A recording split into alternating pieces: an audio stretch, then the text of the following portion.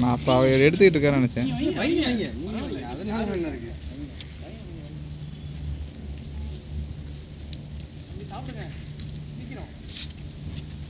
தண்ணி வைக்கிறேன் குடிக்க. இல்ல இப்ப குடிக்க மாட்டானுங்க.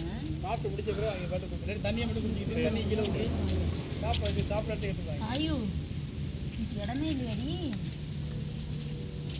அப்படி ரைட்டா என்னாச்சு? யாரு? ரெங்கராஜ் என்ன பண்றா? ரெங்கராஜ் ஏன் அடுத்தவனோட வம்பு கட்டிட்டு இருக்கா?